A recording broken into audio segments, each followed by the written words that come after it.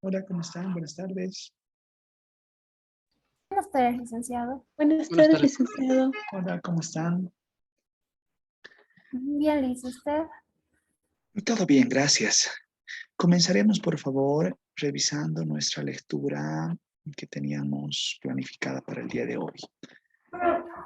A ver, por favor, me dicen si se está compartiendo pantalla.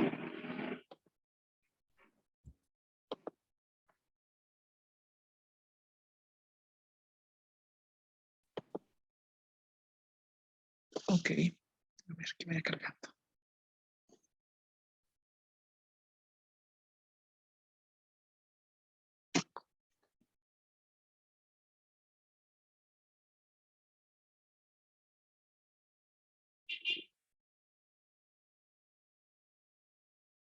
¿Se logra ver?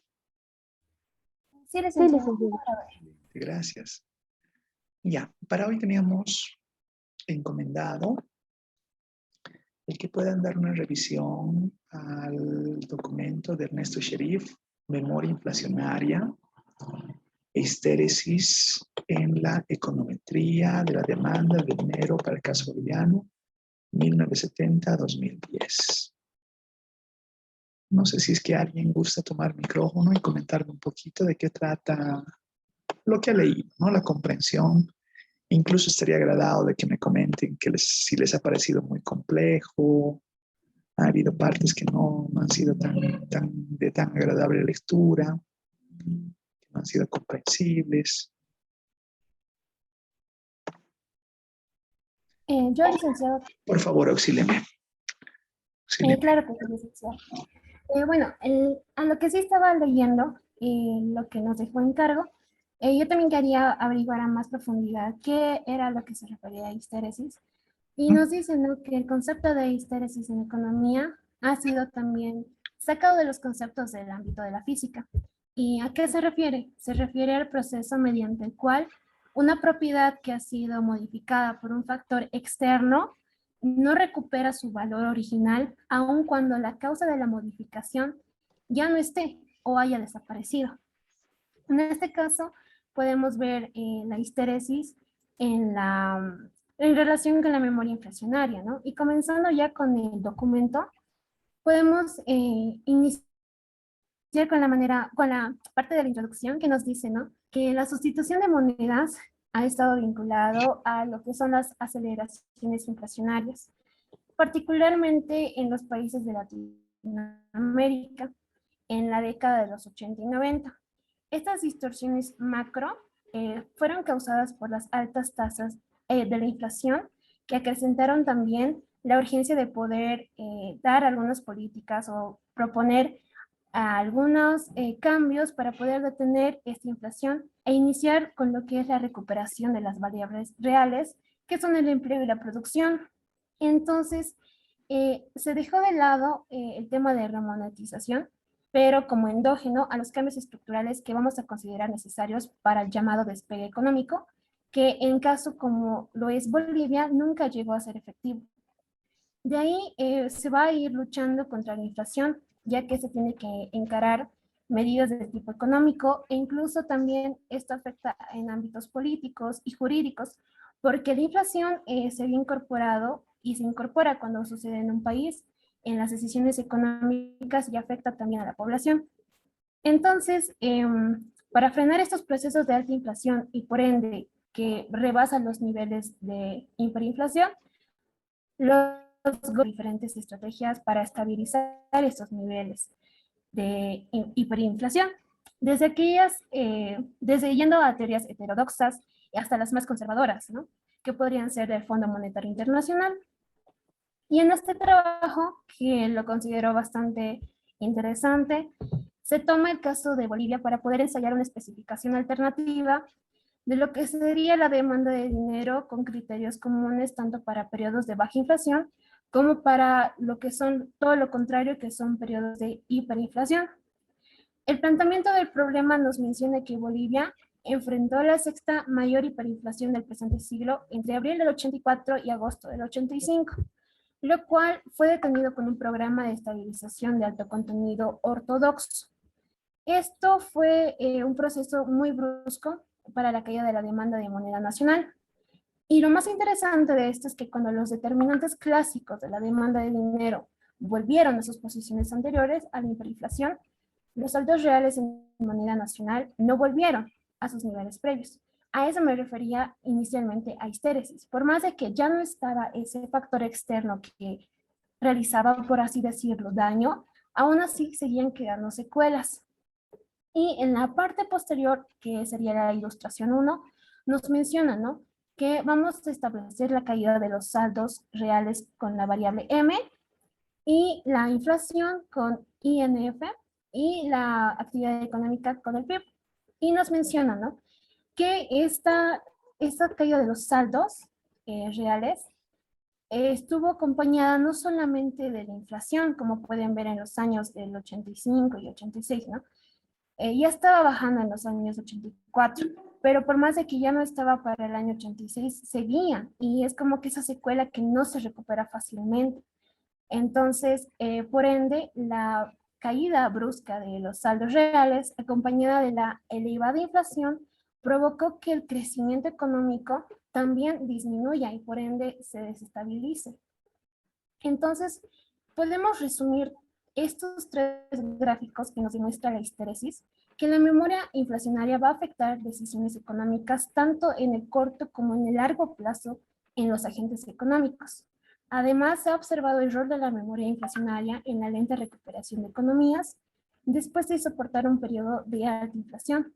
El objetivo de la investigación, el objetivo principal, va a ser introducir la memoria inflacionaria como un determinante del fenómeno de la histéresis en periodos postinflacionarios, es decir, después, ya no se presenta la inflación. Entonces, va a quedar como esa secuela, si quiere ello vincularlo, ¿no?, con la histéresis. Y va a estar particularmente fijado en la demanda de dinero y la lenta remonetización de la economía.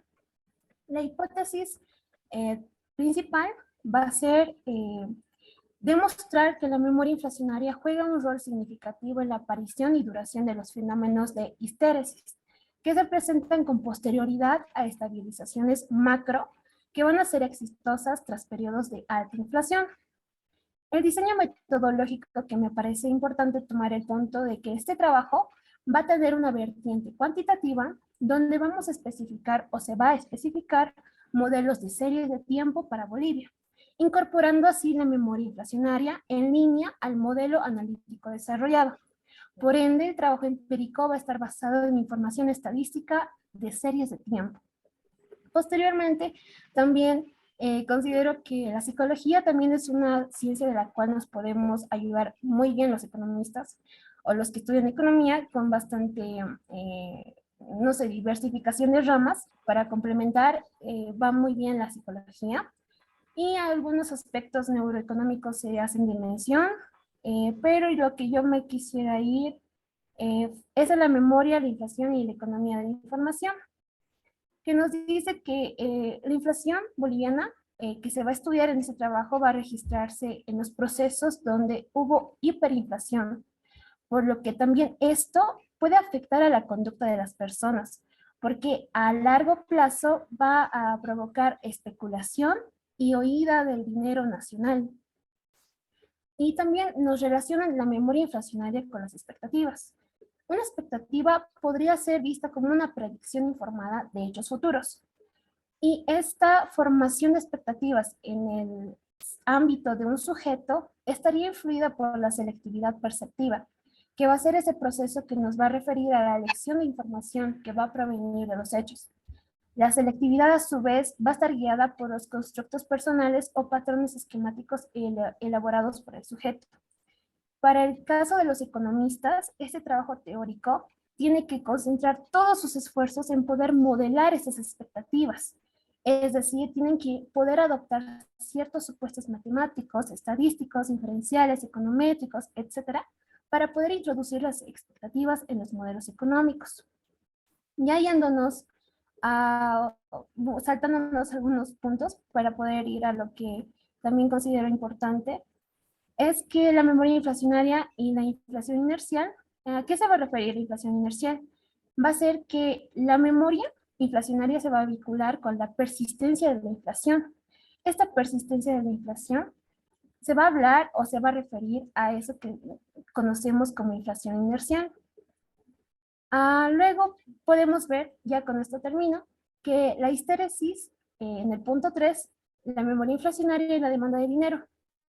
Aquí vamos a proponer un modelo, se propone un modelo estilizado de histéresis con la finalidad de poder incorporar una variable que al reflejar la memoria económica va a permitir predecir de manera eficiente el sendero de variables económicas sujetas a fenómenos de histéresis. Y nos va a proponer una relación económica lineal que va a estar dada por lo siguiente, que Y va a ser una variable económica real, va a ser nuestro objeto de estudio por ende, X va a ser el vector de los determinantes de y va a estar establecido por la teoría económica. También vamos a tener variables de interés asociada a la histéresis, que va a estar representada por pi, que va a ser esa histéresis que queremos estudiar también, y la memoria económica va a estar representada por la M mayúscula. Los parámetros como beta, ru, lambda y mu van a ser, bueno, los parámetros van a ser beta, ru y lambda, mientras que mu, si no me equivoco, es un término residual que hablábamos en anteriores clases, va a ser un ruido blanco o también visto como una innovación. También vamos a ver que vamos a querer reflejar la serie económica de la memoria económica con M y vamos a ver cómo se refleja en esta la histéresis, ¿no? Por ende, no podemos, como M está multiplicándose con un parámetro que es lambda, este estrictamente tiene que ser diferente de cero porque no tendría sentido que no esté en esa ecuación lineal que no esté M, ¿no? Entonces, para poder también ver algunos indicadores de cómo poder calcular M, nos da otra fórmula que va a ser una integral, que va a ser, que va a irse de H a T, ¿no? Que H va a ser el periodo más remoto desde el que se tiene memoria, el cual va a estar asociado a la credibilidad. Además de que es un vector de variables exógenas que van a afectar la memoria de la histéresis que va a ser vista como pi. Y H también va a ser como el periodo de inicialización de la memoria de la gente. Eso por mi parte, licenciado, sé que hay muchos más puntos que tocar, pero hasta ahí mi aporte. Gracias. Muchas gracias, Alejandra. Es una gran síntesis. Era un documento extenso y había muchos elementos que abordar. Tengo las manos levantadas, tal vez podemos ir en ese orden. Primero está Naira, luego está Jorge, luego Gabriela y luego Alessandra. Naira, ¿gusta adicionar algo más? Sí, licenciado, buenas tardes. Buenas tardes. El documento nos introduce hablando de la inflación en países latinoamericanos en la década de los 80 y 90, que a partir de ello se buscaba recuperar el empleo y la producción. Mencionaba que las tasas de inflación aceleradas venían acompañadas de crisis tanto económicas como políticas y se buscaban dar soluciones, sean ortodoxas o heterodoxas. Es ahí donde surge la duda de que si se sigue condicionando la inflación a las decisiones económicas que derivan de la producción, el consumo, inversión o empleo. Toman el caso de Bolivia porque luego de la hiperinflación en el 85, luego de tomar soluciones, se supone que deberían de tener efectos positivos. ¿A qué me refiero con eso? Que la caída de los saldos reales ha dado una subida en la tasa de inflación y una caída en el PIB, pero si se ha frenado la inflación, se supondría que los saldos reales, al igual que PIB, tendrían que tener una alza. Sin embargo, no ha sucedido. Eso es lo que se conoce como el fenómeno de histéresis. Y la hipótesis que maneja en el documento es que la memoria inflacionaria juega un rol significativo en la aparición y duración de fenómenos de histéresis que se presentan con posteridad y estabilización macro exitosas tras periodos de alta inflación. Pero para conocer y entender a qué se refieren con memoria inflacionaria, primero nos introducen a qué es memoria y dicen que refleja todo lo que ha sucedido en el pasado. Ahora, en cuanto aplicada a la economía, hay una nueva disciplina llamada neuroeconomía que combina la neurociencia, la psicología y la economía, que estudia la manera en que las personas toman decisiones o actúan. Sobre la memoria económica, la inflación y la economía de la información, hablan de la experiencia que hemos tenido en el pasado relacionadas a temas económicos. Por ejemplo, la inflación boliviana en los 80 trae memorias sobre ámbitos políticos, inseguridad en el ahorro y riesgos que van a influir en la toma de decisiones. Por eso, en contextos inflacionarios, la conducta de las personas suelen ser predecibles. Con eso nos vamos a las expectativas y a su relación con la memoria inflacionaria. Como sabemos, las expectativas son una predicción de algo que puede suceder en el futuro. Y esto va a permitir predecir la conducta de una persona en cualquier situación y se va a basar esto en la experiencia, tanto como en la información que se tiene. Sobre la memoria inflacionaria e inflación inercial, nos referimos a que cuando es una inflación inercial es que se mantiene una alta inflación, no se mueve.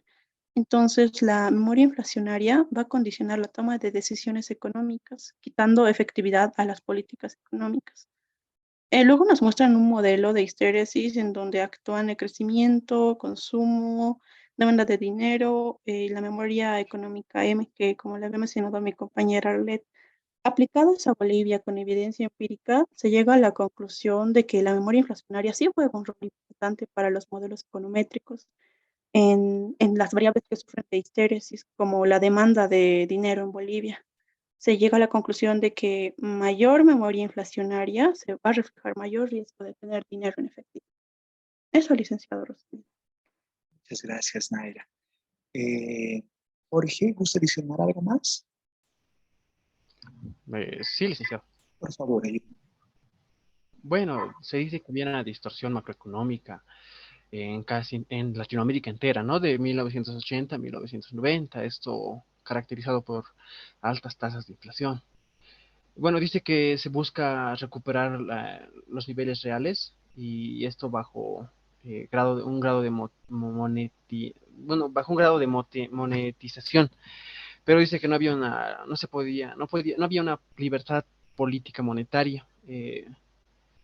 Por lo que dice que se dejó el tema de remonetización endógena, lo que implicó que un cambio estructural para el despliegue económico, ¿no?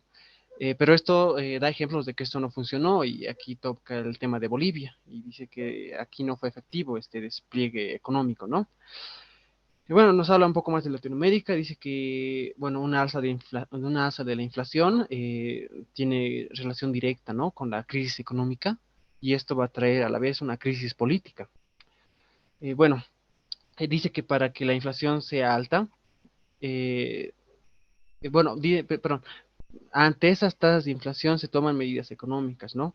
Y bueno, estas medidas son tanto heterodoxas como también se van a niveles altos de ser conservadoras, en la línea de lo que recomendaba el FMI. Bueno, el documento en sí hace un análisis de la demanda de dinero en el periodo de alta y baja inflación. Esto también acompañado del análisis del costo de oportunidad del dinero y la memoria inflacionaria como un determinante de la demanda de dinero. Bueno, empieza con el caso de Bolivia y dice que fue la sexta inflación más alta del siglo. También que, bueno, en Bolivia, para enfrentar la hiperinflación, ¿no? Se hicieron planes ortodoxos, donde se observó que los determinantes clásicos de la demanda de dinero volvieron a su estado anterior a la hiperinflación, eh, y aún así los saldos reales no volvían a los niveles previos a la hiperinflación, ¿no? Y bueno, indica, ¿no? Que hay una relación inversa con la inflación y los saldos reales, y eso también va a provocar una caída de la producción, ¿no? Eh, bueno, en mis palabras, el objetivo de la investigación es, pues, eh, analizar la memoria inflacionaria y su incidencia en la aparición y en la duración de los fenómenos de histeresis, es decir, post-estabilización macroeconómica con baja inflación. Eh, bueno, también habla de la memoria inflacionaria y de las expectativas. Y bueno, cita varios actores respecto a las expectativas, y bueno, se dice que es una predicción informada de hechos futuros.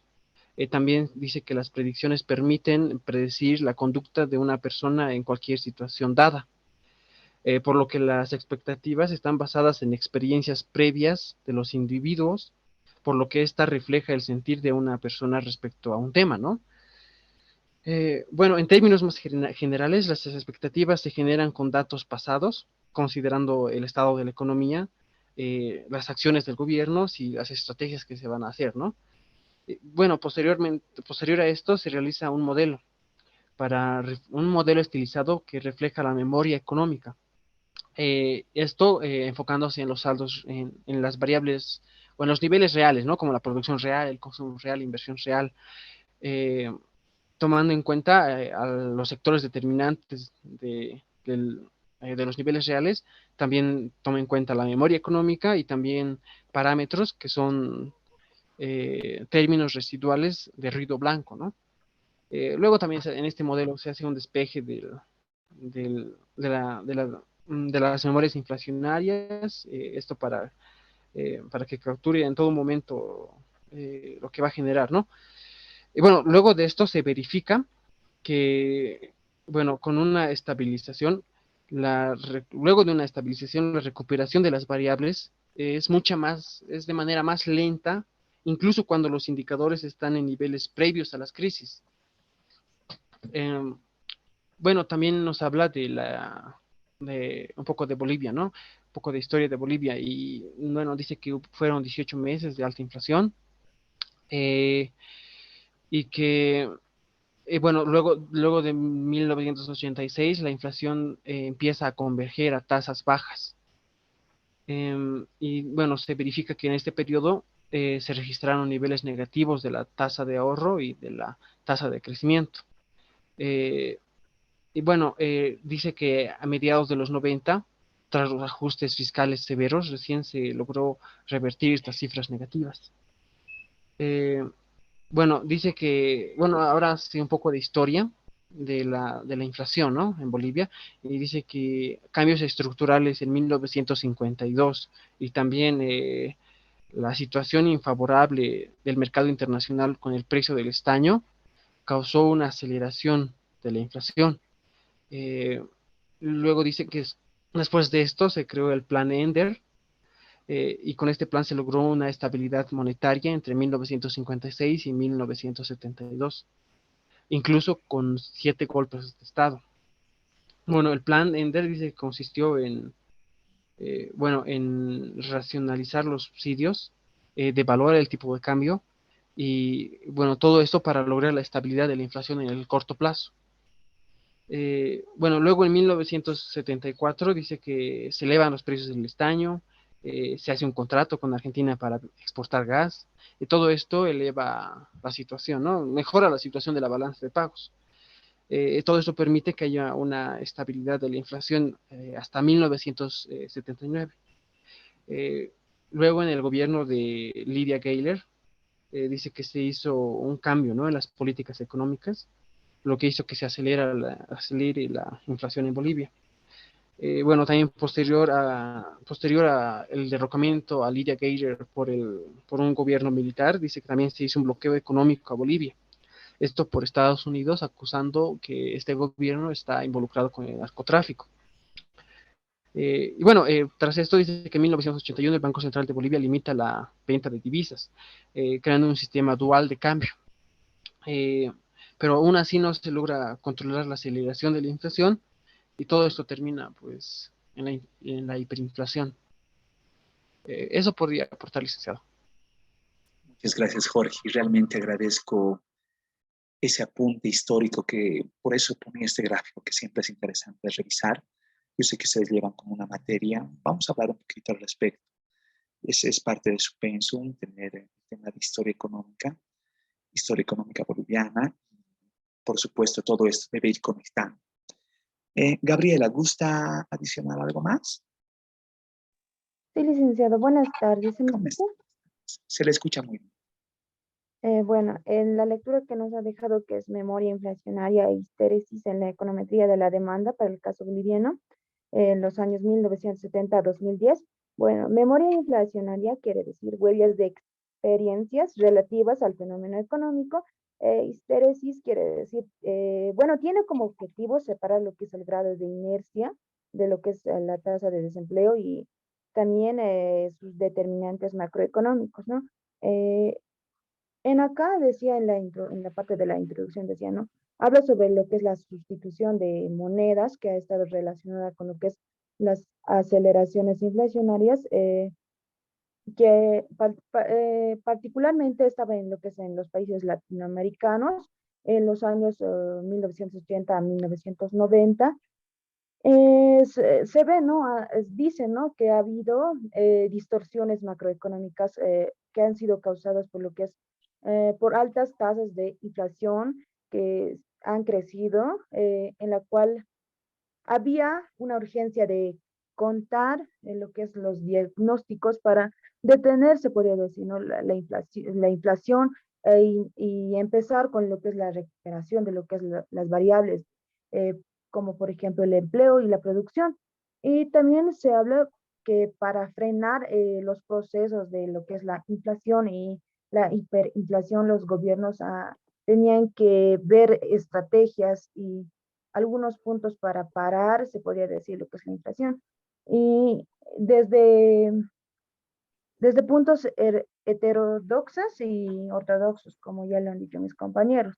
Y también habla, ¿no? Como dice para el caso boliviano, decía en el trabajo que en esta lectura que estamos leyendo, en el trabajo, en el caso boliviano, para ver, tenían que ver lo que es las alternativas de la demanda de dinero con criterios comunes tanto para periodos de baja inflación y como para los de periodos de hiperinflación. Y también nos habla también sobre el planteamiento del problema, que decía que Bolivia ha enfrentado la sexta mayor hiperinflación en lo que es en abril de 1984 y también agosto en el año 1985, la cual ha sido detenida, dicen, ¿no? Por la estabilización de alto contenido ortodoxo. Y estas dos palabras, se puede decir, ¿no? Estos dos conceptos que es ortodoxo y heterodoxo ha tenido mucho que ver, ¿no? En la lectura que nos ha mandado licenciado. Y también se ha visto gráficos, ¿no? La ilustración de histéresis en las hiperinflación boliviana, que se ha habido en tres gráficos, en la cual se veía desde los años 1979 a 1991. También habla sobre objetivos que ha tenido esta presente investigación. El objetivo principal era lo que es introducir lo que es la memoria inflacionaria como determinante de fenómenos en lo que es interés. Y tenía también sus objetivos secundarios, ¿no? Que había cuatro objetivos secundarios, si no me equivoco. La primera era obtener un indicador que pueda medir el estado de la memoria, lo que es inflacionario. La segunda era obtener un indicador que pueda contar con características. El tercero era utilizar el indicador de memoria inflacionaria en la especificación de lo que era el modelo de demanda. Y el cuarto era evaluar y cualificar. Y también se ve lo que es la hipótesis de la investigación. La principal era que la memoria inflacionaria estaba jugando un rol importante, un rol significativo en lo que es la aparición y la duración de fenómenos de histéresis que se presentaban con a estabilizaciones macroeconómicas exitosas tras los periodos de alta inflación y también había hipótesis secundarias. Pero vamos a hablar de lo que es la economía de la memoria. Es un poquito me ha llamado la atención que habla sobre la neuroeconomía, la cual dice que es una disciplina que combina neurociencia, psicología y lo que es la economía y estudia la manera en la que las personas toman decisiones económicas. También nombra algunos autores. Él dice que este concepto de neuroeconomía ha tenido orígenes en dos dos momentos clave, se podría decir, en lo que es la revolución neoclásica y el nacimiento de las ciencias cognitivas. Y también habla, ¿no?, sobre la inflación boliviana que ha sido estudiada en el trabajo, que ha sido registrada durante el proceso histórico, como ya lo han dicho mis compañeros, y también la que usted ha mostrado, licenciada, en el gráfico, es a la que está mostrando que es que algunos, se podría decir, algunos presidentes que ha habido en todo el periodo, eh, en lo que es la Guerra del Chaco, Geiler, muchos personajes más, ¿no?, que Bolivia ha tenido. Y también en conclusiones, ¿no?, se decía que la memoria inflacionaria ah, juega un rol importante en lo que es la especificación de modelos econométricos para lo que es las variables que sufren de histéresis, como es el caso de la demanda de M1 para la economía boliviana. Eso, licenciado, eso es lo que yo leí. Muchas gracias. Gracias, Gabriela. Alessandra, ¿gusta adicionar algo más? Sí, licenciado, buenas tardes, ¿cómo está? Bueno, personalmente lo que más me llamó la atención a mí es lo que menciona acerca de la economía de la memoria, ¿no? Sí, Porque nos muestra lo que es la neuroeconomía, ya dijeron la definición antes mis compañeros, pero me parece algo muy innovador, la verdad, el hecho que combine como la psicología, la neurociencia y la economía, me llama mucho la atención, la verdad. Y cómo esto, digamos, lo utilizan para hablarnos, ¿no?, de lo que es la memoria, la inflación y la economía de la información.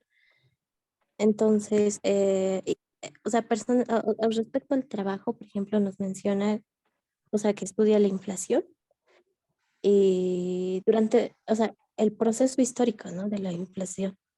Y nos menciona también la hiperinflación y, o sea, cómo estas activan estructuras cognitivas, nos menciona algo de eso. Y cómo éstas se configuran respecto al cambio político, la inseguridad para el ahorro y el riesgo, ¿no? Y nos menciona que estos elementos constituyen parte del proceso para tomar una decisión dentro de un horizonte temporal, ¿no? Y sin embargo, nos dice que no necesariamente se va a restringir a este horizonte temporal, ¿no?, en el que prevalece una alta inflación. Entonces nos va mostrando contextos inflacionarios, postinflacionarios, y cómo la conducta de las personas puede ir siendo tipificada, ¿no?, respecto al esquema temporal y a una memoria de más largo plazo. Y cómo éstas se van constituyendo como marcos de referencia que van a incidir en, lo dicho, ¿no?, la toma de decisiones, las expectativas y los comportamientos futuros. También nos menciona algo de las memorias inflacionarias y las expectativas. Nos da un contexto más teórico, ¿no? Nos menciona qué son las expectativas y nos dicen que estas están basadas en la experiencia previa de un individuo y que tienden a reflejar la forma en la que una persona se siente respecto a algo, pero que no necesariamente está basado en algo objetivo o en una estimación real que esté basada en hechos verdaderos. Nos menciona también que estas expectativas están influidas mucho por lo que viene siendo la selectividad perceptiva, que se refiere a la elección de información, ¿no? En base a criterios más personales, por así decirlo. Y bueno, también menciona lo que es el trabajo teórico de los economistas respecto a estas expectativas, porque tienen mucho que ver, si se da cuenta, ¿no? Hacemos un análisis y nos muestra cómo estos han tratado de cierta forma modelar las expectativas, ¿no? Aplicándoles supuestos matemáticos, estadísticos, y para así formular hipótesis económicas de expectativas. tratando de hacer o explicarnos cómo los agentes forman sus expectativas. Más bien nos va hablando de estas hipótesis, nos habla de los desarrollos de toda esta modelización y cómo se hace un énfasis en los estados subjetivos, ¿no? Y así. Entonces, eso, finalmente, esto lo aplica en lo que es la memoria inflacionaria y las políticas de estabilización también. Nos habla, por ejemplo, del caso argentino, nos habla del caso brasilero, eh, y así. Y en base a esos casos, llegan a la conclusión de que la larga memoria inflacionaria tiende a perpetuar las fórmulas indexadoras, especialmente a partir de las continuas revisiones de los salarios mínimos. También nos dice que se ha intentado limitar, he intentado establecer variables dicotómicas para formalizar las revisiones de estos salarios, pero finalmente no se ha logrado formalizar. Y así nos va hablando de modelos teóricos y todo lo demás. También habla un poco de la inflación inercial y estas cuestiones, ¿no? Y esto tiene mucho que ver con lo que concluye al final, en la parte de conclusiones y recomendaciones. Al final concluye que esta memoria inflacionaria juega un rol importante, ¿no? En lo que es la especificación de los modelos econométricos para las variables que sufren de histéresis, como inicialmente una de las compañeras había hablado. También nos dice que en la investigación se propone y cuantifica una serie proxy que refleja la memoria inflacionaria en línea con el estado del arte en neuroeconomía y psicología cognitiva, ¿no? Lo que menciona al principio. Y nos dice que esa variable es acumulativa en el tiempo, también es asimétrica y tiene una convergencia lenta. Y para el caso boliviano, nos muestra que es una variable significativa y con signo negativo, lo que implica que un mayor monto de la memoria inflacionaria va a reflejar un mayor riesgo de tener dinero en efectivo, ¿no? Y esto puede explicar por qué la economía sufre un rápido o sufrió un rápido proceso de dolarización. Y nos dice también que la reciente remonetización de la economía puede estar explicada sobre todo por un fuerte ingreso, ya que el agente representativo de promedio recién terminará olvidando, o sea, se va a terminar olvidando la inflación pasado el año 2050. Entonces es algo muy interesante que llama la reflexión, ¿no? Y, o sea, personalmente para mí me ha permitido como relacionar ciertos conceptos que había visto en materias anteriores y me hace como, o sea, me deja en dudas con ciertos nuevos conceptos, definiciones y demás y es muy interesante la lectura que nos proporcionó licenciado. Eso es lo que podría contar. Muchas gracias, Alessandra. Y verdaderamente agradezco la participación de todos. Esta mañana estaba conversando con nuestro director de carrera, el licenciado Ticona, y un poco departíamos algunas ideas respecto de esta dinámica que todavía no nos permite presencialidad, ¿no? Todavía seguimos tras una pantalla. Y él me decía, por las experiencias de otros docentes, que de las principales limitantes que tenemos con la virtualidad es la poca participación de los estudiantes. Lo que hemos hecho hoy relaciona todo lo contrario, ¿no es cierto?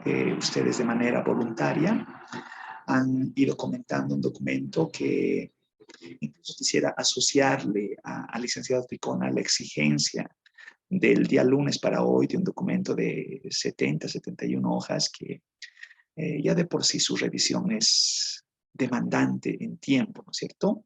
Sin contar que no estamos hablando de una novelita, sino estamos hablando de un documento altamente técnico. Un documento enriquecedor para lo que toca, para lo que estamos viendo. Estamos analizando histéresis como el principal fenómeno. El documento, ustedes han debido apreciar, tiene varios componentes que lo hacen rico. ¿Qué quiero decir? Hay toda una parte teórica que enlaza aspectos interesantes en cuanto a su planteamiento analítico. Hay una revisión también histórica que combina de una manera bastante atinada eventos particulares en el transcurrir latinoamericano y específicamente en el caso boliviano. Y hay toda una parte de manejo de datos que no solamente va en lo descriptivo, sino también hace un manejo interesante, más que sofisticado, de econometría. Lo que se tiene en el documento, como el manejo econométrico, es lo que vamos a hacer. Bueno, como que se nos ha comido un poquito el tiempo, no lo tomo como tiempo perdido, más bien es altamente ganancioso el recibir todas las participaciones de ustedes, pero es lo que vamos a manejar con datos. Y hemos visto todo lo univariante y ahora vamos a empezar a ver alguna modelización multivariante, muy en la esencia de lo que hace este documento. Hay un elemento que he escuchado coincidente en todas las intervenciones, esta distinción entre la ortodoxia y la heterodoxia. Y a mí me genera un ruido, ¿no? Porque sigo yo asociando con elementos que posiblemente no son plenamente consabidos en la literatura académica, pero no hace mucho, en las jornadas monetarias, escuchaba al actual ministro de Economía, al licenciado Montenegro, otra vez hablar, ¿no?, del tema de las políticas heterodoxas y ortodoxas, pero desde otra connotación, lejos del academicista que estamos hablando hoy. El contexto academicista que vincula a esta lectura entre la ortodoxia y la heterodoxia da cuenta de un hito marcado que para nosotros ha generado una aflicción importante en el contexto económico-social. Lo ortodoxo se relaciona con las medidas macroeconómicas que buscan remediar de manera drástica, como políticas de shock, el episodio hiperinflacionario, y que nosotros lo vamos a traducir con el 21060. En sus dos facetas, ¿no es cierto? Una faceta inicial que tiene que ver con el primer consejo, se asocia al Fondo Monetario Internacional, pero en realidad es un conjunto de organismos que en literatura de historia económica los relaciona como el consenso de Washington, ¿cierto? Hay un consenso de Washington 1, un consenso de Washington 2, donde se aplica una continuación a estas políticas, y a todo eso es que se denomina como ortodoxia, en una mirada de intervencionismo estatal, con medidas de remate, ¿no es cierto? Vamos a hablar de eso también. Y la heterodoxia, ahí es un poquito más difuso, porque se relaciona políticas encontradas con el convencionalismo. Pero no es el foco de atención lo que quiero concentrar entre la heterodoxia y ortodoxia. A ver, dejo de compartir esto. Voy a poner la presentación para hablar de algunos puntos más, afinar algunos puntos de lo que estamos hablando. Y como siempre, yo soy agradado de que me interrumpan. Entonces, cuando encuentren algún comentario, alguna sugerencia, alguna inquietud, alguna ejemplificación que gusten hacer, estaría realmente gustoso de que puedan tomar micrófono. Ay, perdón, no sé por qué no se pudieron compartir. ¿Qué ocurre acá?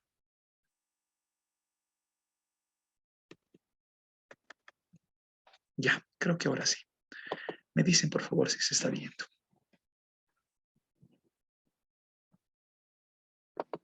Ya.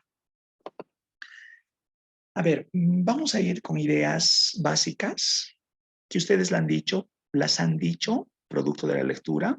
Alguno de ustedes, creo que cuando hablamos con Alejandra, ella relacionaba, he tenido que hacer una búsqueda en internet y vinculaba un concepto asociado a la histéresis. ¿Qué debo entender por histéresis? ¿Qué es histéresis? Auxílienme con un chanchullo de Google. ¿Cuál es el concepto detrás de histéresis? Que decían por ahí, ¿no? En las intervenciones, viene de la física y, bueno, y ya les daban un concepto por ahí. ¿Qué es histéresis? ¿Qué debo entender por histéresis? Que es como que el corolario con el que tenemos que irnos el día de hoy. Sandra, por favor, auxílieme. Bueno, histéresis dice que es un fenómeno por el que el estado de un material depende de su historia previa y que se manifiesta por el retraso del efecto sobre la causa que lo produce. Ya. Suena trabalenguas, ¿no es cierto? Para entenderlo un poco desde una mirada un tanto más intuitiva, imagínense un fenómeno, una perturbación, una situación que genera ciertas repercusiones, ciertas manifestaciones. Analogicen con su vida, ¿no es cierto? Analogicen con experiencias de la vida real. Resulta que el fenómeno desaparece, pero las secuelas, las causas que ha dejado ese fenómeno, todavía persisten. ¿Se les ocurre algún ejemplo, más allá de lo macroeconómico, algún ejemplo de la vida real, de esto que estoy relacionando? Un evento, una situación, un fenómeno que acontece y genera secuelas. El evento desaparece, ya no está presente en el mapa, pero las secuelas todavía persisten. ¿Les viene en mente algo? ¿Algún ejemplo? ¿Cualquiera?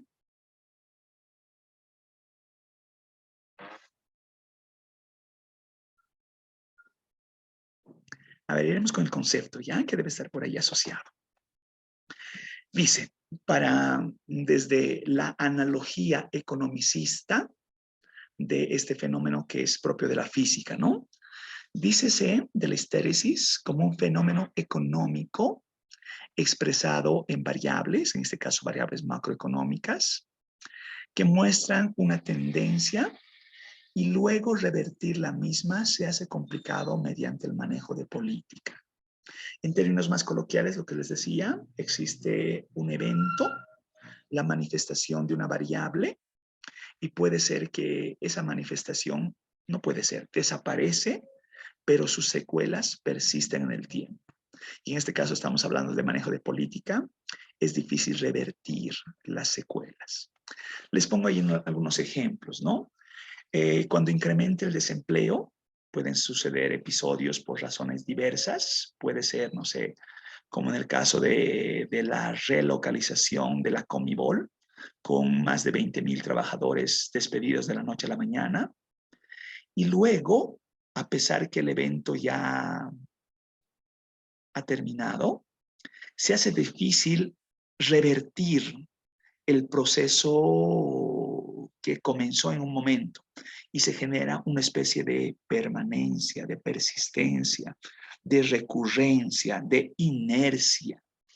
El desempleo es un ejemplo, pero les doy un par de ejemplos más.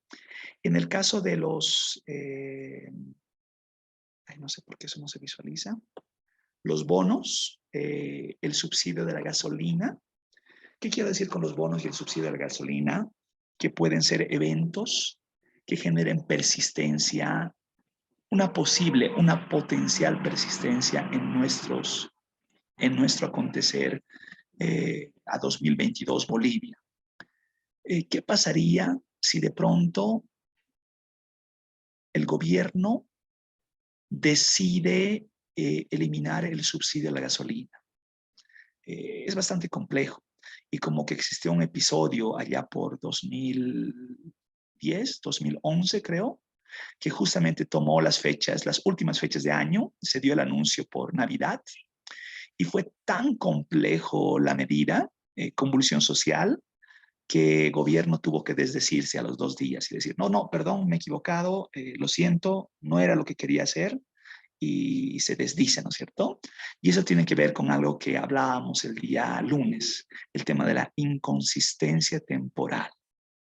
Toda medida tiene sus costos, medidas de políticas tienen sus costos de índole diversa, en algunos casos costos sociales bastante complejos de sopesar.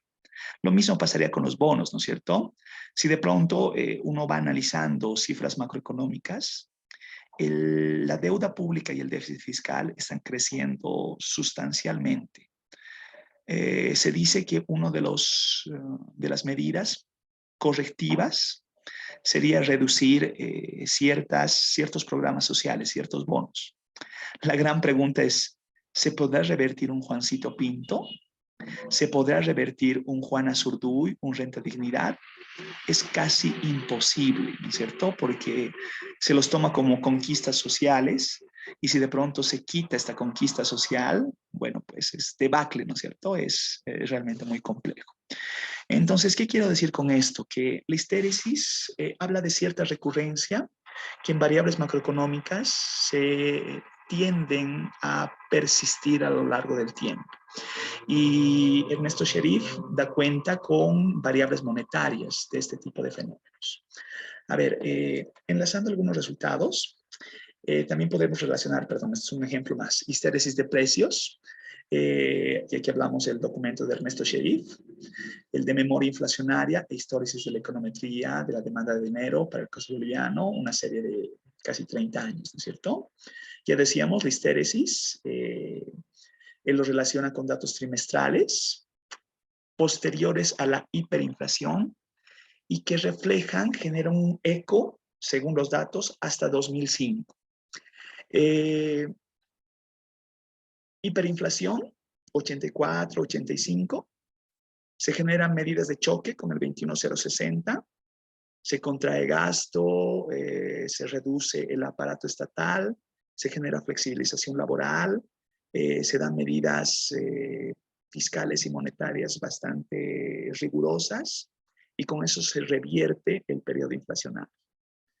Pero en la memoria de las personas queda todavía una década después, más, ¿no? Casi 2 décadas después, todavía ese temor del periodo hiperinflacionario bastante complejo. Yo sé que puede haber un desfase generacional entre nosotros, ¿no es cierto? Requiero entre mi persona y ustedes. Personas de, no sé, sus papás tal vez pueden relacionarles el periodo hiperinflacionario de alta escasez, de convulsión social, donde resulta que las personas tienen que manejar carretillas de dinero para pagar bienes de consumo cotidiano, ¿no es cierto? Entonces, ese tipo de episodios para ustedes puede ser ajeno, pero para las personas de 35, 40 años para arriba, es algo que todavía queda en mente, no tanto por lo vivido nosotros como niños, sino tal vez por la generación de nuestros padres que han vivido, todavía se les escuchaba, ¿no? Existe todo un anecdotario que relaciona este episodio que se lo sentía muchos años después, ¿no? Yo recuerdo a personas de la tercera edad que todavía tenían la cautela de no meter el dinero en el banco por miedo a la hiperinflación y guardar en el colchón justamente con este vínculo de la histéresis. El modelo econométrico que utiliza Ernesto Sherif da cuenta de data pasada para ver una trayectoria de dinámica de crecimiento de precios en el tiempo y cómo a través de verificar la varianza, sobre todo el indicador es la varianza, ver la velocidad que baja lentamente a lo largo, la velocidad del dinero que baja lentamente en 20 años, cuando en realidad debería haber bajado estrepitosamente producto de las medidas de choque implantadas. Una política monetaria poco efectiva de la hiperinflación, donde las personas seguían actuando como si la hiperinflación todavía estuviese presente. Se logra estabilidad, se requería políticas, en estos casos hablamos de la heterodoxia y otras conservadoras, ortodoxas, generando cierto dinamismo de producción, consumo, empleo e inversión. Estas medidas, si bien fueron drásticas en la segunda mitad de los 80s, tuvieron una secuela, una seguidilla de medidas al inicio de los 90s, bajo otro conjunto de mandatarios, ¿no? Se hablaba de la democracia pactada, gobiernos que empezaron de Jaime Paz, Hugo Banzer, a Gonzalo Sánchez, donde estamos hablando de medidas como la participación popular, el tema de la capitalización de las empresas nacionales, y que fueron justamente parte de esta ortodoxia, consenso Washington 1, consenso Washington 2. Todo eso sigue hablando de la recurrencia de la memoria inflacionaria como un determinante de la demanda de dinero, que esto puede ser contrastable con datos y habría que verificar en nuestros datos qué tipo de variables macroeconómicas generan esta histéresis, esta recurrencia en los comportamientos de otras variables. Existe un costo de oportunidad del dinero y por supuesto y del ingreso que tiene que ver con la pérdida del poder adquisitivo, ¿no? Aquí están viendo algunas series largas donde se generan este tipo de manifestaciones. Aquí tenemos 3 agregados: dinero, la oferta de dinero, la inflación, crecimiento de los precios y el Producto Interno Bruto, ¿no es cierto? Entonces ven como que ese episodio 84-85 con el pico hiperinflacionario y con cierto dinamismo que marca ciclicidad en el Producto Interno Bruto y con un crecimiento inusual de la oferta de dinero a partir de 1986 y que esto se hace como que persistente hasta mucho después.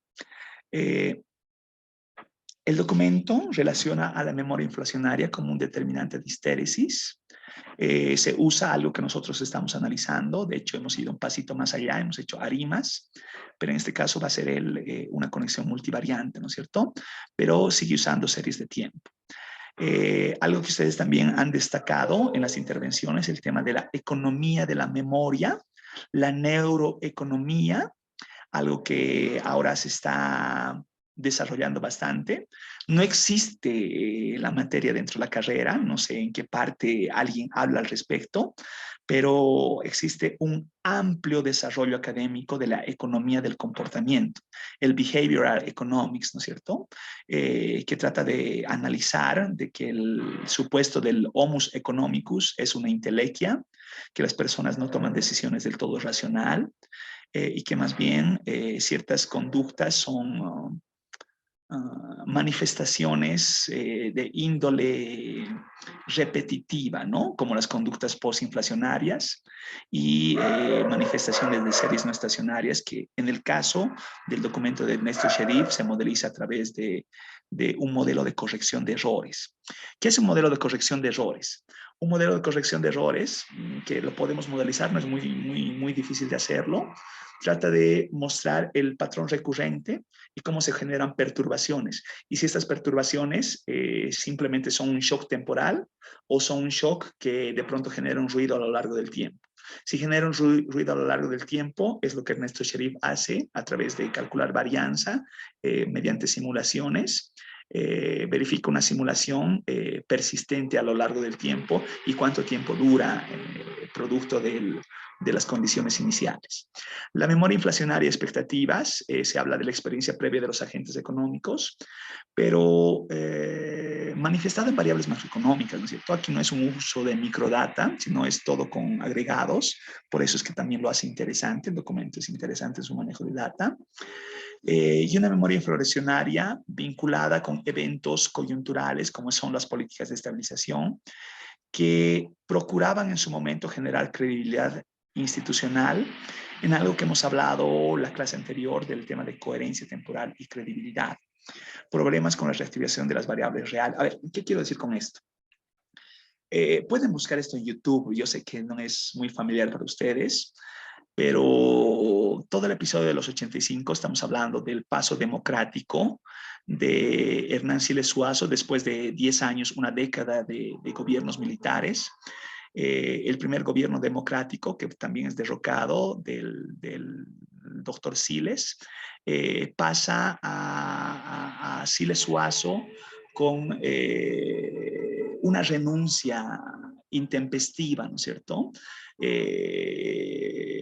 Realmente el mandatario de turno tiene que tener, ser muy corajudo para hacer lo sucedido en su momento, ¿no? Ponerse, no estamos hablando de los 100 canales que tenemos con unos 20 de canales nacionales y unos otros tantos de canales internacionales con lo que gozamos en la actualidad, sino en ese momento el único canal que difundía era la televisión nacional boliviana, ¿cierto? El canal 7. Entonces, el mandatario de gobierno de ese entonces da un anuncio nefasto indicando que si no se hace algo al respecto, Bolivia se muere, ¿no es cierto? Entonces, realmente estábamos al borde del abismo. Ese borde del abismo relaciona de que lo que yo voy a hacer como mandatario, dice en su momento, va a ser una coyuntura que, hablando en políticas macroeconómicas, va a durar 30 años. Hay un vaticinio, ¿no es cierto?, de 30 años de duración de ciertas medidas que verdaderamente estamos hablando Bolivia 2022, 40 años después, y resulta que el 21060 está ahí flotando, ¿no es cierto? No se lo ha derogado, seguimos teniendo una mirada donde muchos de los elementos de esas políticas siguen plenamente vigentes, ¿no? Memoria inflacionaria, inflación inercial, esto lo han dicho ustedes, una inflación inercial que mantiene cifras variables del precio todavía altas, dadas por la afectación de la hiperinflación y que afecta a variables reales por muchos años posteriores, ¿no es cierto? Según la estimación de Ernesto Sherif, afecta, no sé, casi 15 años después, ¿no es cierto? Y eso realmente es sumamente llamativo. En la modelización, por favor, aquí no voy a explorar con profundidad la matemática, solamente lo intuitivo. Es interesante cómo Ernesto Sherif relaciona que el YT, la variable YT, que es una variable temporal, se la va a asociar con una variable real, la que ustedes gusten. Pueden hablar de demanda de dinero, pueden hablar de crecimiento del producto, pueden hablar de una variable de consumo, pueden hablar de, bueno, cualquier variable real. Y las variables X van a ser covariantes que pueden ser asociadas a un fundamento teórico, como lo respalda, como lo indica Ernesto Sherif. El autor también relaciona una variable M, que no, la variable M es memoria, ¿no es cierto? Memoria económica, con ese componente psicológico que hace que las personas tengan un periodo de rememoranza largo en el tiempo. Y la variable pi, que es la variable de interés, será la variable que registre justamente la histéresis, la persistencia, no de la variación de los precios, sino de la varianza de la variación de los precios, que ese es el elemento interesante. Entonces, hace una esquematización analítica, es una integral, ¿no es cierto? Una integral que está diferenciando tiempo desde el periodo H, que es un periodo de referencia, piensa en la hiperinflación, y que manifieste una serie relativamente larga, 15 años después, 20 años después, ¿no es cierto? Por eso va de H hasta T, digamos, hace una integral, como podríamos decir, un crecimiento continuo de la variable, de las variables exógenas Z, que afectan a la memoria de las variables reales de interés, ¿no es cierto? La lógica es verificar estos diferenciales, cómo es que se van generando, incrementando a lo largo del tiempo, periodo a periodo, en el afán de procurar evidencia empírica de esta recurrencia, ¿no es cierto? Entonces, ya decíamos, ¿no? La variabilidad entre inflación observada y esperada, elevada al cuadrado, va a verificar justamente una magnitud de cómo esto va creciendo en el tiempo y va verificando diferencias entre periodo T menos T0 menos 1, ¿no es cierto? Un periodo antes y un periodo antes y un periodo antes y un periodo antes, a razón de ver esa recurrencia. Ay, ¿esto por qué no avanza? Ya. Ahí tenemos una especificación que va a dar cuenta de un periodo inicial, tanto para la variable real como para el crecimiento de los precios. Y por supuesto la variable real va a estar en función de este crecimiento de la variable focal, que va a ser en este caso el crecimiento de los precios. Se esperaría incrementales negativos, ¿no es cierto? Es decir, que de pronto exista rendimiento, no te digo rendimiento, sino una vez ocurrido el fenómeno, debería corregirse la variable real, pero no se va a dar el caso, ¿no es cierto? A medida que crezca la inflación, resulta que la variable real va a generar una perturbación dependiente de esa variable focal a lo largo del tiempo. A ver, lo que está verificando en esta última especificación que muestro en pantalla es dar cuenta justamente de esta recurrencia que no va corrigiéndose en el tiempo en las variables reales. Esto es fácilmente demostrable con datos, independientemente de esa especificación de optimización, ¿no? Al momento de que uno pretende una maximización, toda maximización en esencia es una optimización, en este caso una optimización de una función de utilidad con dos decisiones, ¿no es cierto? O consumo o tenencia de saldos reales. Entonces, se va a utilizar una tasa beta como una tasa de descuento subjetiva en el tiempo y de esa forma ir verificando como que una tendencia, ¿no es cierto? Esto es como los que están llevando ecuaciones diferenciales, como una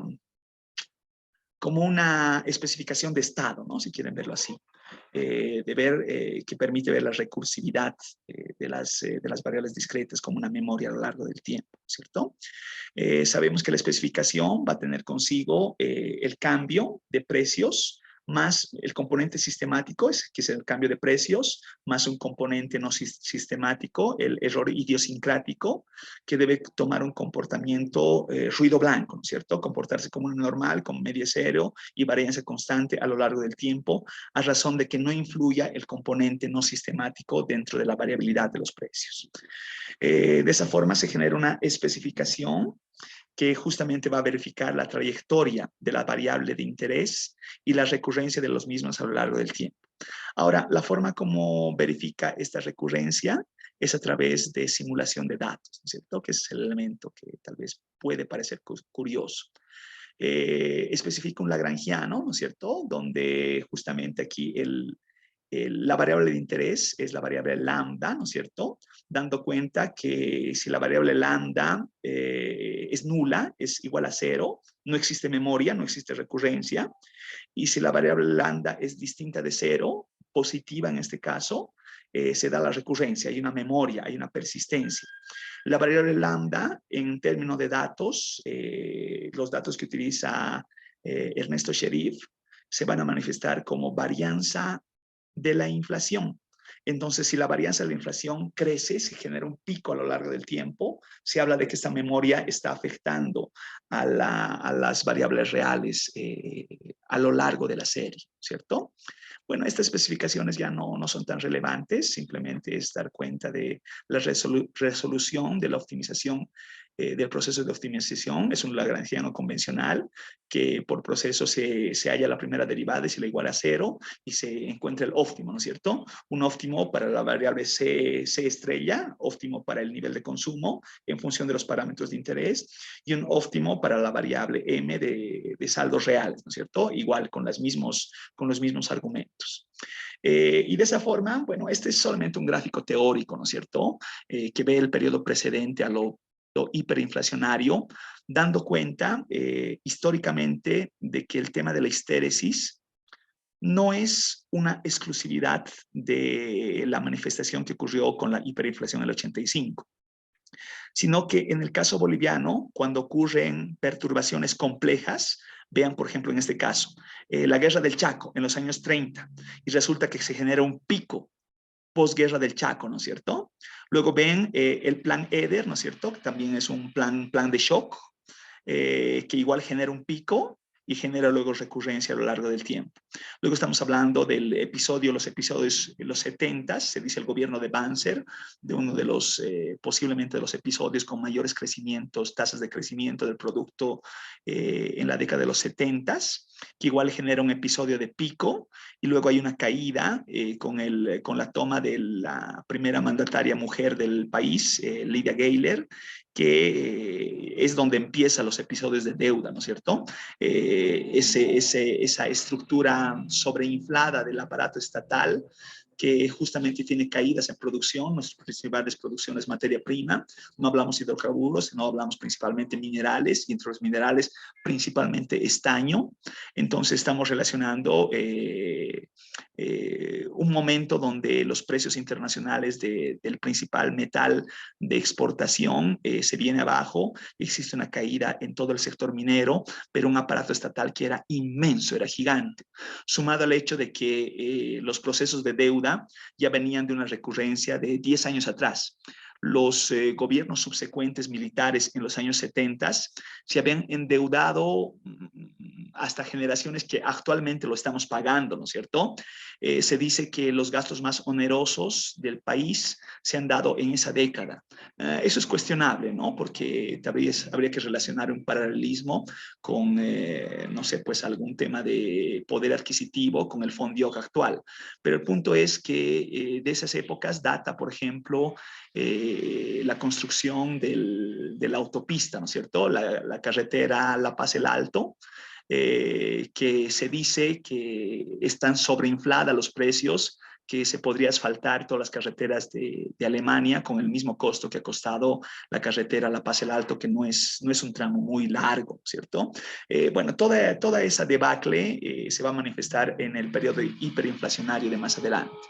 Y ahí ven el pico grande, esa torre gigantísima, de la hiperinflación del más del 20.000%, realmente cifra récord en el siglo. Si Bolivia en términos económicos ha resaltado, ha destacado por algo, es justamente uno de estos episodios que luego va a generar en los datos del autor de esta obra recurrencia a lo largo del tiempo, ¿no? Vean, por favor, aquí este es el punto interesante que tal vez requiere una lectura adicional. Este VAR-INF es justamente la varianza recursiva de la inflación en términos discretos a lo largo del tiempo. Entonces, vean, por favor, esta manifestación. Pico y caída. Cortita. Pico y caída. Cortita. Pico y caída cortita, ¿no es cierto? Entonces, esta es evidencia de histéresis. Histéresis que no se ha dado solamente por el 85, sino pareciera que los bolivianos tenemos memoria de elefante, ¿no es cierto? Memoria realmente de largo plazo, donde periodos conflictivos, caóticos, como la guerra del Chaco, como, bueno, no voy a relacionar el plan EDE, sino más bien podríamos hablar de la reforma agraria del 54 y todo lo que ocurrió subsecuente a ese episodio, ¿no? Que realmente fue bastante complejo. Entonces, allí otro pico, y luego volvemos a hablar del pico de la hiperinflación de los 85, y esto sigue generando. Hacia los 2000 habrá otro pico de estas características. Posiblemente podemos encontrar algo por 2014, pero de otras connotaciones, ¿no es cierto? Y analizando otro tipo de variables. Vean, por favor, esa variable cuando ve la tendencia un poco más hacia este lado, ¿no es cierto? Está generando la simulación, creo que son 3.000, 4.000, no sé, hace una simulación, hace un bootstrap muy grande y vean cómo esa recurrencia, esa caída lleva hasta datos hasta el 2080. Ya, esto no está muy bien, ¿no? Esto no existe predicción que vaya tan largo en el tiempo, ¿no? Pero sí uno puede ver cierta mirada, digamos, acortemos el gráfico hacia 2020, 2021, y uno puede ver una variabilidad de la inflación con esta franca caída, ¿no es cierto? De algo que nosotros nos preciamos como que son las medidas que ha hecho el gobierno lo que ha generado las bajas tasas de inflación que ocurre en Bolivia. Bueno, en realidad no voy a desmerecer las acciones realizadas, pero es un conjunto, ¿no es cierto? No es que de pronto es el genio de la vida, el ministro, el que ha generado este tipo de políticas y han brindado estas tendencias. En cuanto a variables reales, ahí pueden ver el comportamientos de la oferta de dinero, de la inflación, de la varianza de la inflación y el Producto Interno Bruto. A ver, solamente para quedarnos con los dos gráficos de abajo. Si ustedes ven lo oscilante como una serie serruchada, lo interesante de esto es ver esa recurrencia de la varianza de la inflación, no de la inflación en sí misma, la varianza de la inflación, que genera como que un pico, y vean cómo ese pico se mantiene va cayendo lentamente a lo largo del tiempo, ¿cierto? Entonces, ahí es la evidencia empírica que relaciona Ernesto Sherif del tema de inercia, o como él lo ha denominado, histéresis de la demanda del dinero en el tiempo, ¿no? Que genera este tipo de implicancias, ¿ya? No sé con cuánto tiempo estamos. Mi deseo era esto mismo, replicar con datos, pero verdaderamente no quiero dejar una explicación entrecortada, así que considero que lo más conveniente es que continuemos la parte práctica, la continuemos el día lunes. ¿Les parece?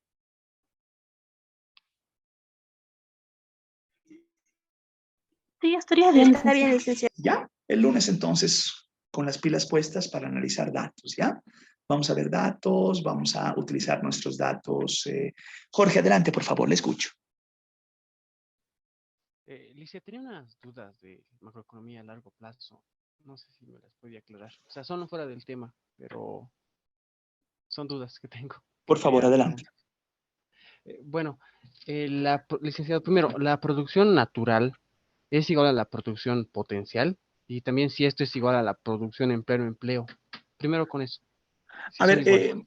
son conceptos diferenciados, ¿ya? Todos esto estamos hablando en el elemento teórico, ¿cierto?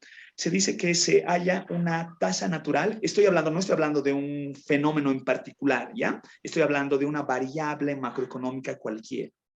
Una tasa natural, generalmente, en términos dinámicos, es un momento estático de largo plazo, ¿no es cierto? Es un parámetro al cual yo voy a asir la variable que es de mi interés. Una variable potencial, si uno verifica en variabilidades, en varianzas, si quiere verlo así como una estadística cualquiera, puede uno establecer el valor mínimo y el valor máximo. El valor máximo no es necesariamente el potencial. Le pongo un ejemplo. ¿Cuál es la tasa de crecimiento máxima que ha vivido Bolivia en toda su vida republicana, desde que tenemos datos? ¿Cuál es la tasa de crecimiento más alta de Bolivia? ¿Alguien puede arrojar una cifra?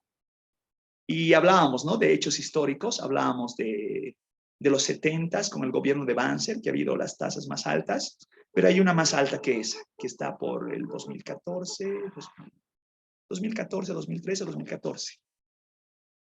¿Cuál es la tasa de crecimiento más alta de Bolivia?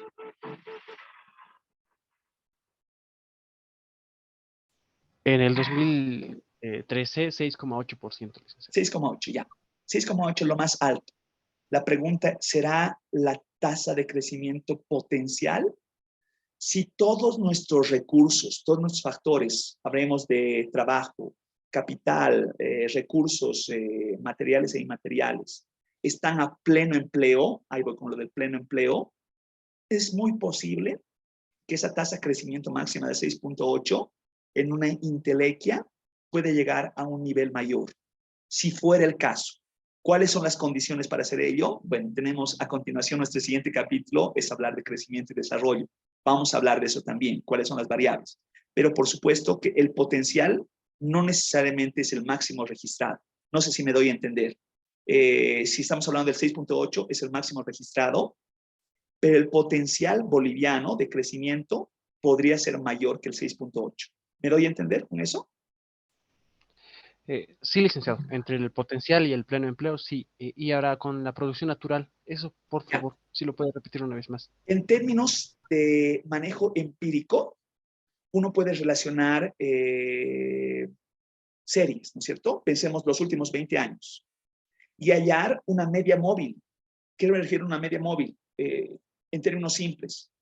De todos los bajadas, subidas, uno puede tener una tendencia estática, ¿no es cierto? Una tendencia, si quiere verla lineal. Entonces, esa es la tendencia natural. Baja, sube, pero vuelve al punto medio. ¿Más o menos me doy a entender?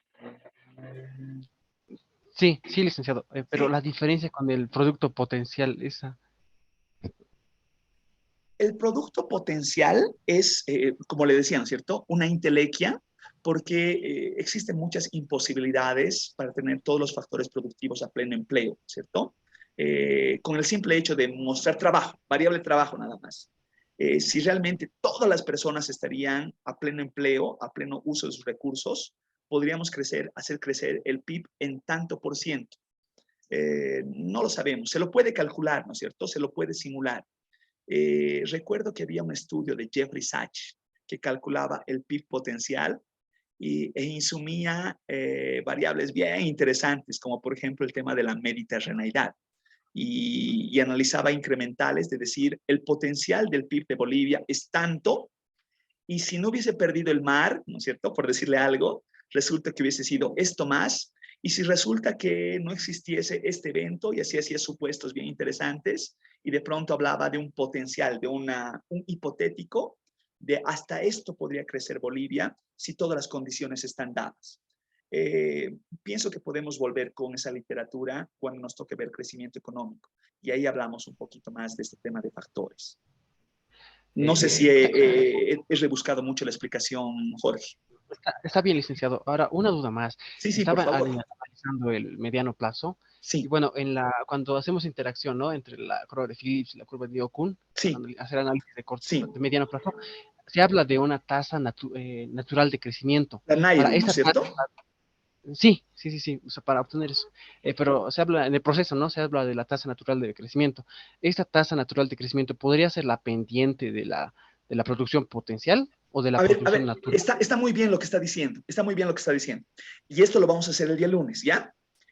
Piensen que tengo la especificación. A ver, esto lo hemos hecho, no sé, en algún ratito, no sé si lo hemos hecho antes, pero recuerden que hacía una especificación, inflación igual beta 0 más beta 1 desempleo, más un término de error, ¿no es cierto?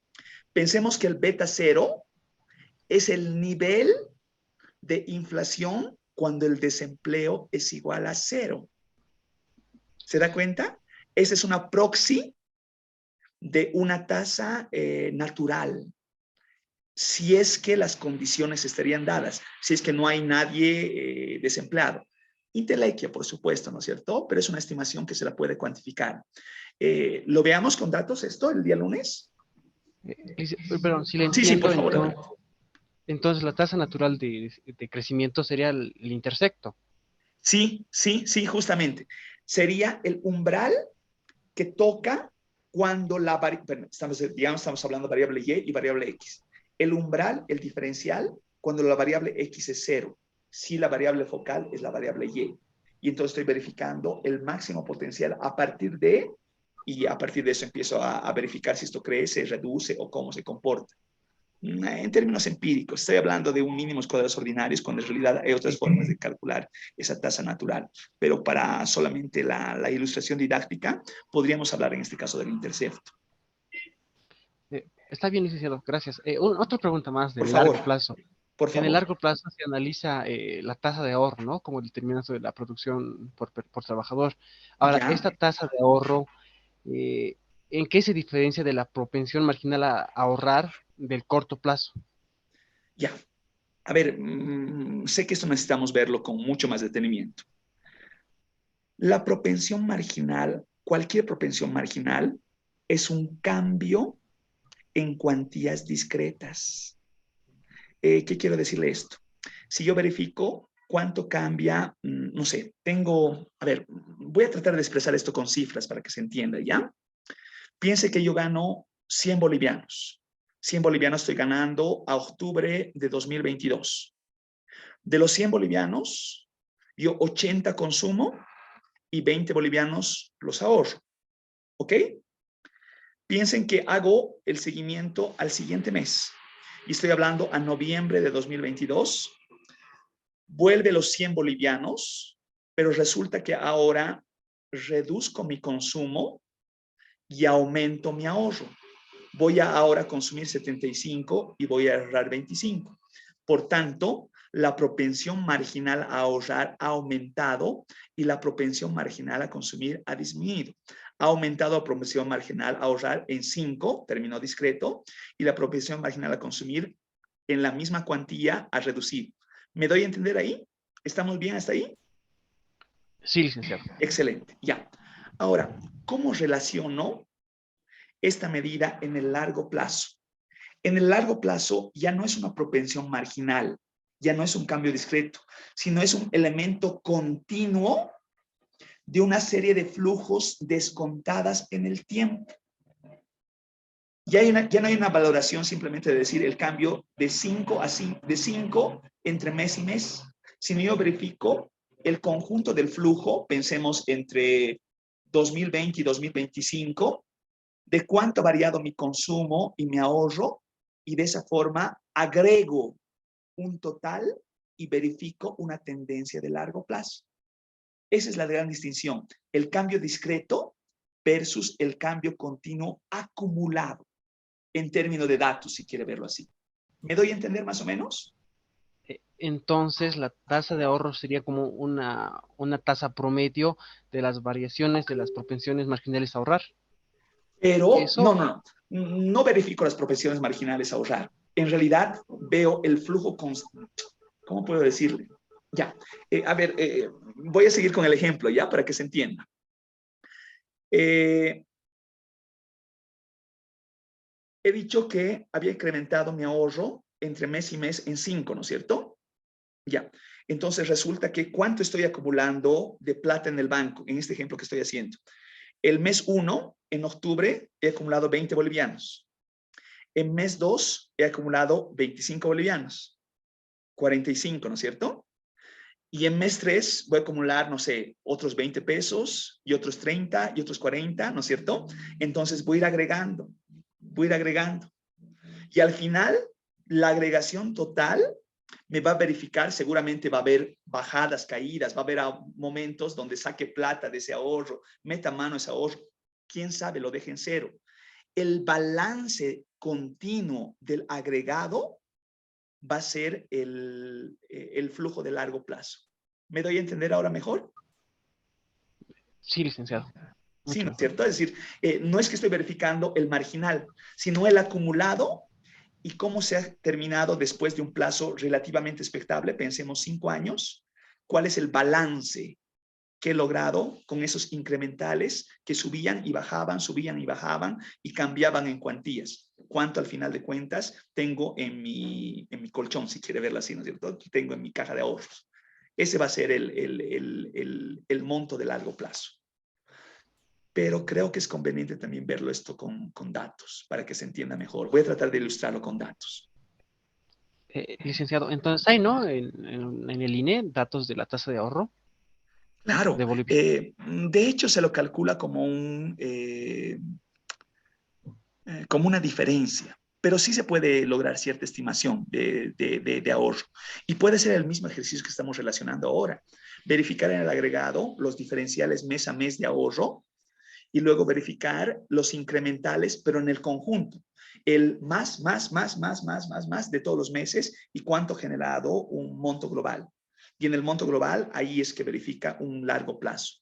Creo que he hecho una especificación de esto el día lunes. Si no lo he hecho, lo voy a hacer el siguiente lunes. Mostrarles cómo, con un mínimo cuadrados ordinarios, cómo más o menos puedo calcular el corto y el largo plazo en la esencia de verificar el diferencial, periodo a periodo, corto plazo, y luego verificar la suma de los coeficientes como la tendencia de largo plazo.